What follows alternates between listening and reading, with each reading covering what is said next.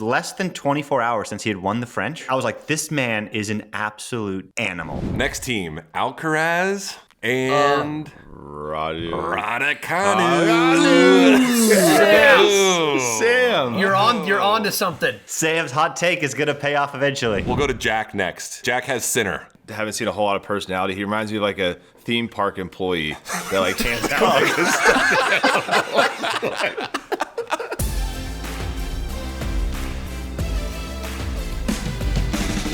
All right, everyone.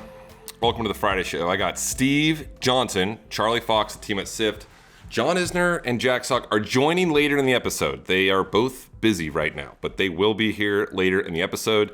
Grass court season is upon us. We're going to talk Queens and Halle. They got the two big 500s.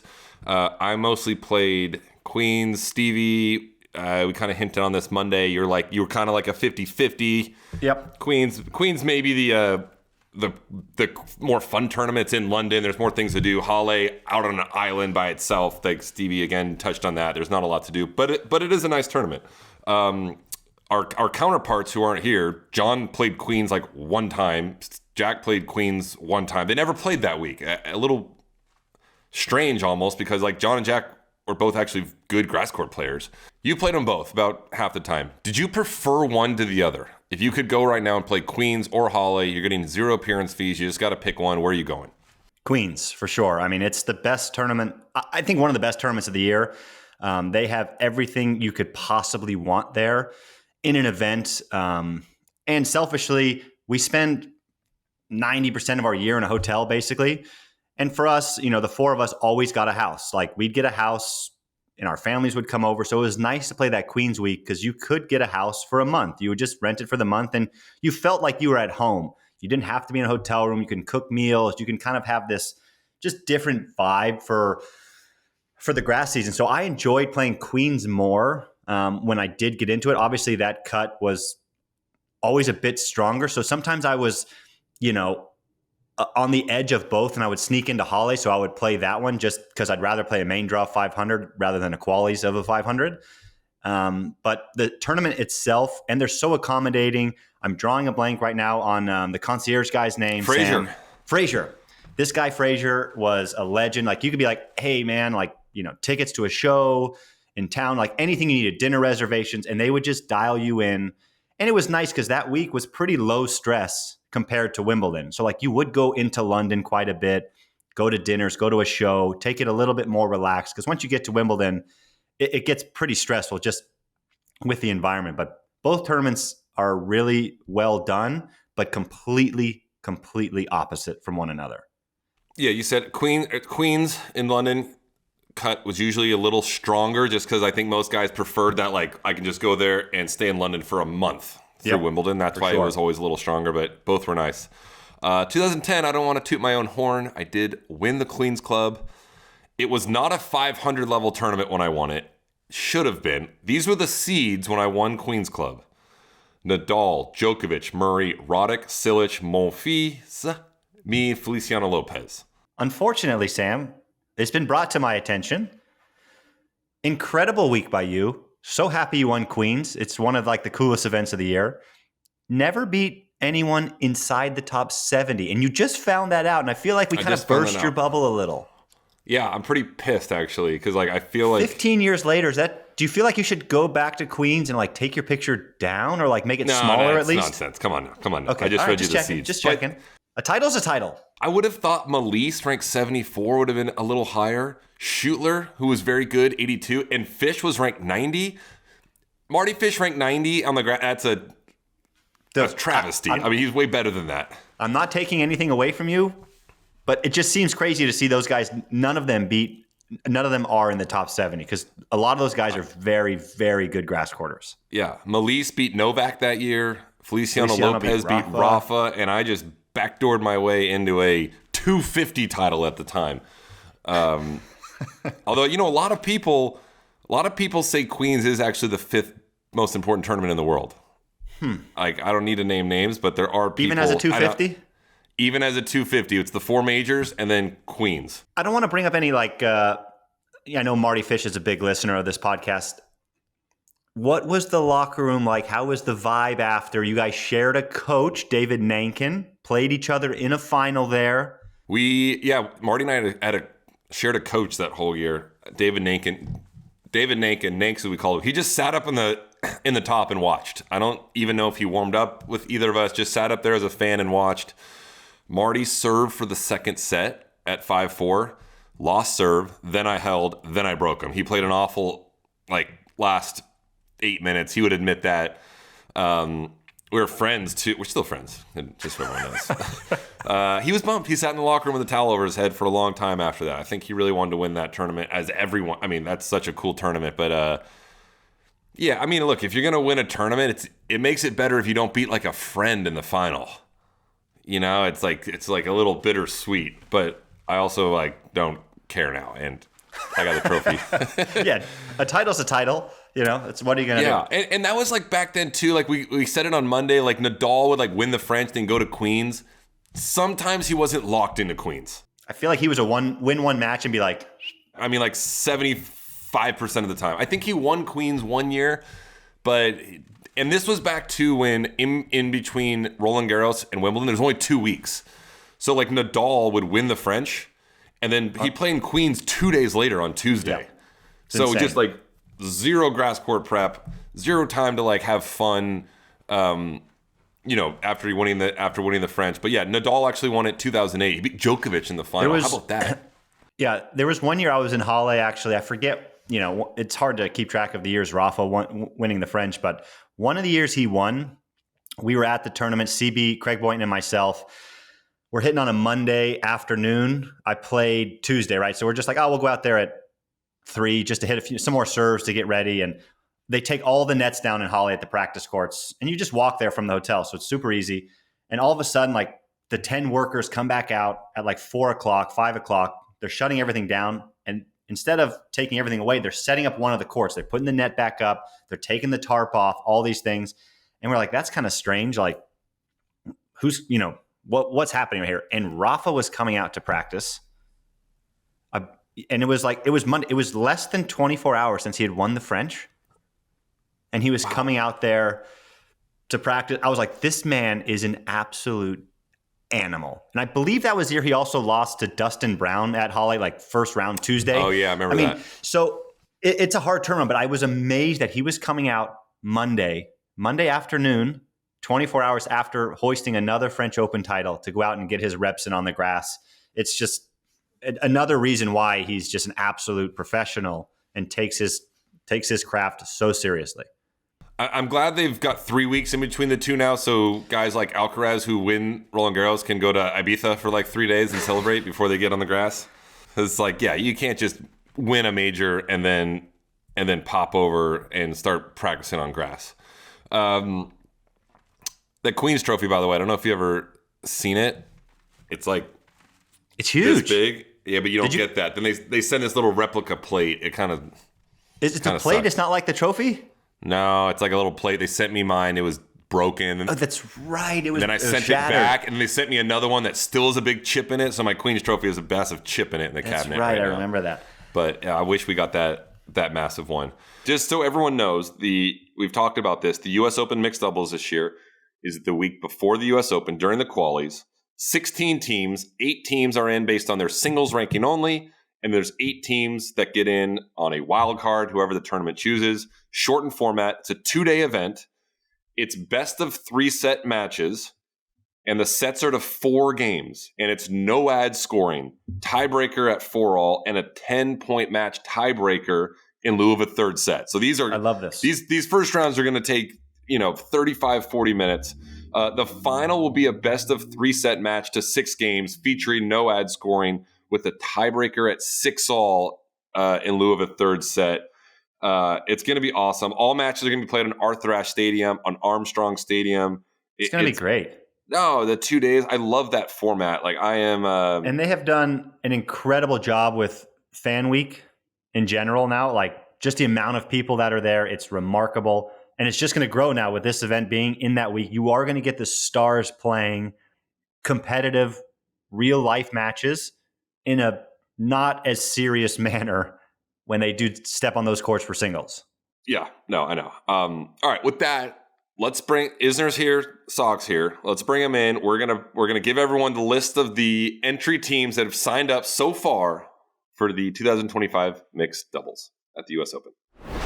This isn't breaking news, but what I have in front of me is the list of entries for the 2025 U.S. Open mixed doubles. As we know, the format changed this year. It's the week before the U.S. Open during that quali week. It's now going to be 16 teams, 2 days. Half the teams are in on ranking, and by ranking, I mean their singles ranking. The other teams are wild cards. So there's 8 teams in on singles ranking only, and there's 8 teams that are going to get in on wild cards. Let me start here. I love it. Do you guys love this? Yes. Yes. Yeah. Yes. 100% yes. This is going to be like lightning watching this thing. So I'm about to read this. I have the entry kind of lit. The teams have signed up. This isn't necessarily saying these teams are all going to play and commit. And it's also not, we could get more teams. Some new teams could come in and bump out. But what I'm about to read off is the list of teams that are currently signed up for the U.S. Open mixed doubles. So first, what I'm going to do is I'm going to give the 8 teams that are in based on their ranking. These players have signed up together. These are the 8 teams that, as of now, are in on the ranking. Again, they could get bumped. Should we guess it all or no? We'll be here all day. Yeah. if we're guessing. Yeah, 7-hour pod. I'm going to guess one team. Guess one team. Tsitsipas Badosa. I'm going to guess another Sinner and Kalinskaya. They're not dating anymore. They're not dating anymore, Jack. Are they not dating anymore? Doesn't mean they can't play, but Doesn't mean they can't play. in the That's true. pod, please. I'm sticking not with. cut How am I that. supposed to? I don't know the dating hey, world. it doesn't mean Jack's wrong. It doesn't mean he's I wrong. still the think they're list. going to play. They could still be right. friends. You're right. Okay, number 1 team, King Wen Zhen, Jack Draper. Okay. I'm going to be honest, I didn't see that coming. Didn't see that coming. I wonder, you never know. They might have the same agent or something like that. I did not see that coming. Number 2, Yannick Sinner, Emma Navarro. We like that team? Wow. And what's the wow, John? Are you... No, I just what's the connection there? I who texted who first? Who asked who? I would have guessed Sinner with Paolini, right? Just Italian, That's what I'm saying. That's what I'm confused. I don't know how that came about. Emma asking Sinner, that's an intimidating ask. Yeah. That's But- okay. That's cool. Next one, Paolini Musetti. Okay. All right. No offense to them, I don't see them taking the title. No. Paolini, very good at doubles, though. So he did win the French Open. Yeah. So, yeah. I think they have a good chance. Really? She's gonna hit that second serve to Sinner, and what's gonna happen? They're both going to stay back. Might be smart, actually. Yeah, do you think, Paolini, she got Sinner or Musetti? Does she kind of, hold the cards and, they both ask her and she, hey, sorry, Yannick, I've committed to Musetti? I don't think so. Anyway, let's move on.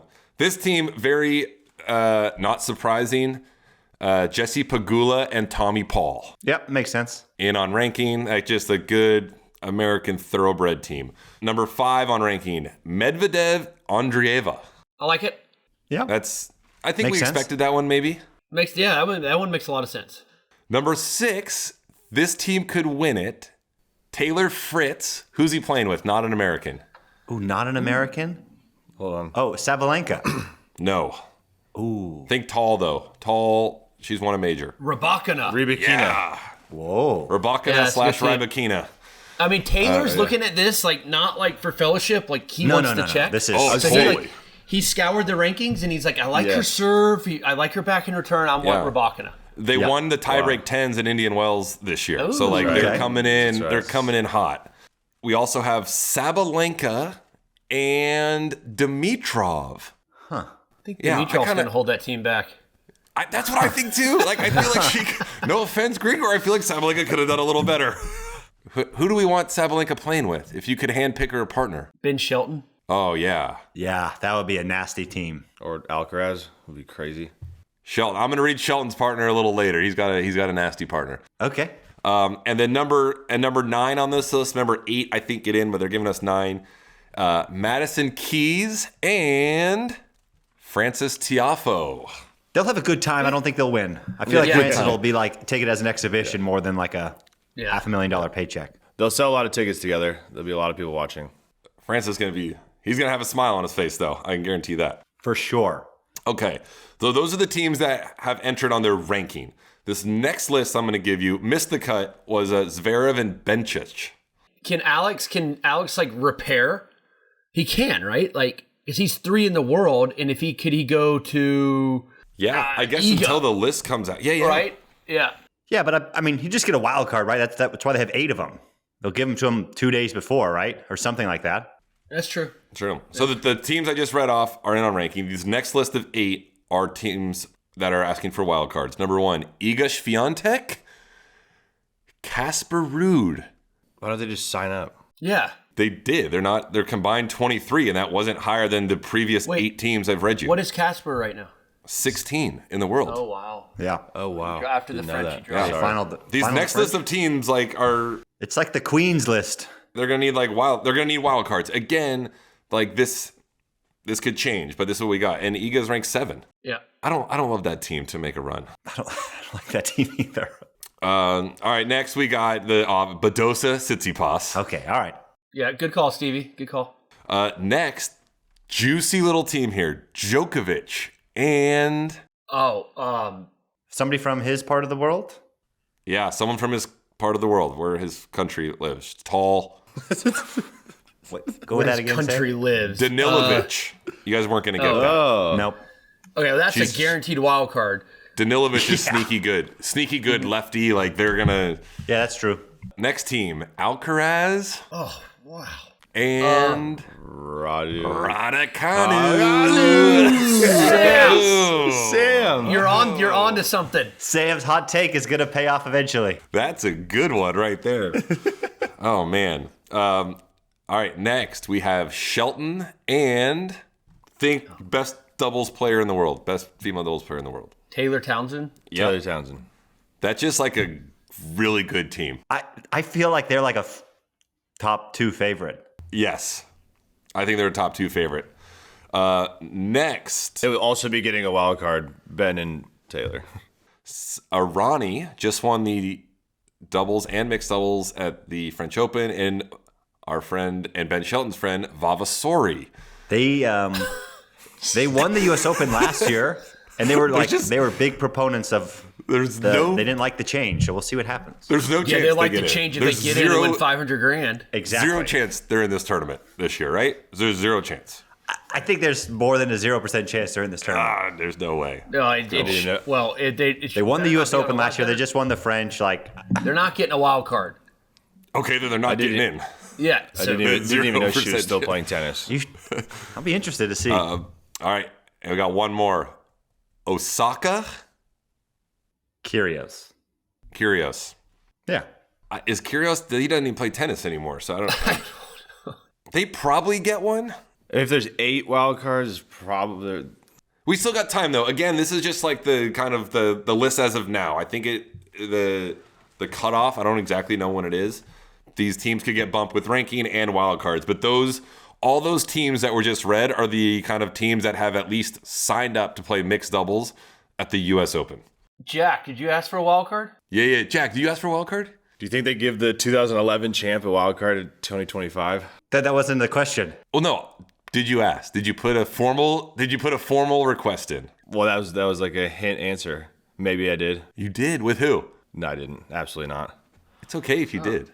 No. It's okay if you did. Yeah, exactly. Yeah, it's okay. Like, That's okay. Shit, it's $500,000 if you win, man. I know. It's okay. Don't be embarrassed. Throw your name in there. If I thought I had any shot, I would put my name in the hat. Like, I think you have a legitimate shot to get a wild card. I think I could have a chance, but if I need to hit tennis balls more than once in the last almost 2 years, I think if like You got 2 months. you'd have to have if Serena agreed to play with you, you're in. Yeah. That would help. I would love to see Jack in there though. Serena would get in with That'd be fun. Vavasori if she wanted to play. Serena Maybe would get Jack- in with a piece of paper if she wanted We to. need if Jack should just mill scarecrow around out week there. 1 on site, see if there's a late pullout. Yeah. Maybe he can Yeah. get in as a lucky loser. Lucky loser, you get some per diem, maybe. Do like on-site sign up every day. Go see Wait for- Keith. Get shot by Keith. Yeah, just Let's go around. I mean, I don't know if you guys remember all the teams. What's the most exciting team in everyone's mind? Vavasori Arani. Stop it. Oh, it's for me. It's Emma in center. And Sinner? Yeah. Maybe because that one's so outside the box, like no one saw that Exactly. coming. Yeah. Yeah. No, exactly. for me, it's Shelton and Taylor Townsend. They're going to be insane.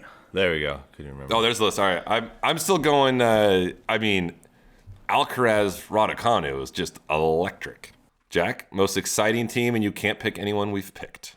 I'll go with Fritz and Rybakina and see it. Okay, yeah. Well, I was going to go with Alcaraz and Raducanu just to see what the sparks are out there. I want to just know how some of these conversations went. Yeah, totally. That's more of what I'm interested about right now. Because how does Qinwen Zhang and Jack Draper partnership play out? I'm guessing some sort of agency thing. Yeah, I bet a lot of them are like that. I would assume so as well. But like when Sam said that name first, I was, as Sam would say, shooketh. So we got Badosa Tsitsipas dating. We don't have to name names. Are there any other teams in here we speculate possibly dating?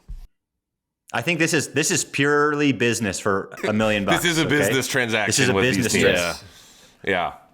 All right, I'm pumped for that. I'll be watching. All right, we're gonna do a segment now. I've got everyone in the top 12 in the world this week, and the segment idea is if they weren't a tennis player, what would their job be? And we're kind of basing this on like looks, personality, what we would think. There's no rhyme or reason. We all have 3 players in the top 12. Everyone's got someone 1 through 4, 5 through 8, 9 through 12. And we're gonna go around and say if they weren't a tennis player, what would their job be? So who wants to go first? Do you want me like? This was your idea. This segment. This is my idea. Did you the 3 players that you gave yourself? And Sam handpicked his own team. That's what I'm saying. Yeah, he did. Because you had some good ones for these guys. Yeah. So the players that I chose. I sent out a list of everyone's players, and yes, that is because I personally chose my 3, and then I gave you guys all players at random. Should we go one each around and then? Yeah, we'll go around. I'll go first if we want. I'll start with Alcaraz. If Alcaraz was not, You want to be Eni? I'll be Eni. I'll be Edie. If Alcaraz was not a tennis player, I see him as like a cabana boy at like a nice French side in Ibiza at like a nice hotel, right? Is that not? I can see that. Yeah, like oil it up. With a fresh haircut oil it all up the the time? guests? Yeah, it's 100%. Alcaraz's job, he's not a tennis player. All right, we'll go to Jack next. Jack has Sinner. Sinner for my first one. No rhyme or reason. I don't know why his look, and I'm not basing this with hair color or anything either. And I haven't seen a whole lot of personality. He reminds me of like a theme park employee that like hands out like this stuff. Who is that? Who is that? Sinner. Oh, Like when you win a game and he gives you a prize. That's a good one, dude. He just stands there because he's always got just a plain face on and not That like is good, he Jack. just That is actually good. hates his job. I won't be able to top that. Wow, that's good. All right, let's go to John. You have Zverev. Okay, I went with a supporting actor in the Pirates of the Caribbean series. that's pretty good. Not the main. The main. The supporting actor in the Pirates of the Caribbean series. Oh man, that's Sure. amazing. All right, we're over to Stevie. Stevie has Taylor Fritz, not a tennis player. What would Taylor Fritz be? I would have him as like the doorman bouncer at like a frat house. Just denying people entry. You know, he's living out his college days still. You know, That's just pretty good. Good-looking guy, just manning the door, making sure only good things come through that door. That is good-looking people through the door. All right, you want to just go back to me, or do you guys want to Back to you, Sam. I'll go to me. I have Jack Draper. I have him as a fitness guru, like a strength and conditioning coach at like a high-end hotel. That's like not afraid to like hit on your girl when they're. You don't want your wife to book a session with them, right? Yeah, exactly. She wants to continue sessions every week, and you don't know why. Yeah. So that's Draper. All right, we're gonna go. Jack now has Tommy Paul. A lot of options for Tommy Paul. A lot. Yeah, I have Tommy Paul as a like a local kind of like living off of nothing down in like the Florida Keys, a fishing tour guide, like a fishing charter That's a guide. good one. That's actually realistic. Yeah, it's realistic and like I could just see him minimalist. just living like a little hut on the beach and just like taking people out for the best fishing charters. Yeah. That's actually good and real. Isner's got Djokovic. Like I feel like this should be easy. I kind of struggled with this one. I don't know why. But I'm gonna go nightclub DJ for Novak. Yeah, I can see it. He's I can got see great energy. He's like not scared to do anything. Unbelievable personality. I can see him spinning the disc. Yeah. Is that what it's called? At like Kind of dresses well. he dresses well, and in Belgrade they like their nightclubs. That's true. And his last do. name starts with DJ, so he could be like DJ. That'd be sick. Jack, you're Wow. a genius. Didn't even think about That's that. good. That's right. Stevie, you have Musetti. I struggled with this one, but I feel like he's just so smooth. He's a luxury salesman of some kind, whether it be fashion or cars. I just imagine him sitting out front with Yeah. like, Yeah, that's good. sipping on an espresso with like somebody walking through the door, and he just gets up calmly, smoothly, and just sells them a nice, piece of art, nice car, a luxury handbag, something of that kind. Yeah. Yeah, I'd buy something from him. And he's Italian, which helps, right? Like That's good. All right, back to me. I had Medvedev. If Medvedev wasn't a tennis player, I kind of had like two here. They're kind of the same. I can see him as like, I picture him wearing a turtleneck at all time with glasses and like he's a tortured chess master, or he's like teaching, or he's teaching like, 16th century European history at like an Ivy League school as a professor. Yeah, I like both of those. Those are pretty good. Like the small glasses. And maybe the and chest he's is on the side. The small glasses, and I just can see mad that. at all the but students. Turtleneck is key there. Turtleneck, always. Yeah. That's funny. Very good. All right, we're going back to Jack. You got Holger Rune. Well, I see. This is solely based on like how he like walks around the court, all like brute like, and it seems like he's always like on a mission. So I have him as in full training for that Metrics World Strongest Man competition. Yeah, he does have You ever like see those? Does he like has the belt? yeah. He has like the belt around. Yeah. He kind of has that face like that, like and that You're walk doing that he this has. one where you hold it. Yeah, he's got the exactly. walk. Yeah, and he seems that's- very intense. So That's solid. John now has Ben Shelton. Yeah, I have him as the like obnoxious college football fan, specifically for the University of Florida. Like no job, just fan. Like he wears jorts, and if you know anything about the SEC, you know that University of Florida fans wear jorts. And I saw a photo of him rocking jorts, so I'm going with obnoxious college football fan for Ben Shelton. All right, spot on. And Stevie with the last one, Alex de Minaur. This one, for some reason, when you sent me this list, the only thing I can think of, and it like hasn't changed my opinion, I just picture him being like a disciple of Steve Irwin and just being in the outback somewhere, just taming alligators and all kinds of animals. I don't know why. I can't get like his accent out of, I know it's like an Australian theme, but I just see him as like one of his like kids just out there, just fixated with the wildlife and just taking it by storm. That's pretty good. I think my favorite one is Jack called Sitter the working at the theme park with the best. That was so good. I don't know how that came to my mind, but that's just with the hair. It's We so can unbelievable. get him and, over to like, Cincinnati to whatever that theme park's called. Kings Island. Kings Island. That is good, Jack. That was good. Those are alternate jobs for everyone in the top 12. That was funny. All right, that's it for the Friday show. If you got questions, go to nothingmajorshow.com. You can subscribe to us on YouTube, on the podcast apps. We're on X, Instagram, and TikTok at Nothing Major Show. We got merch. If you go to Tennis Warehouse, you can find, I think there's like a Nothing Major tab. We got hats. Big picture, we're going to try to get more stuff. We are just still figuring it out. But we got hats right now. These hats are awesome. Hope you enjoyed the episode, and we'll be back next week.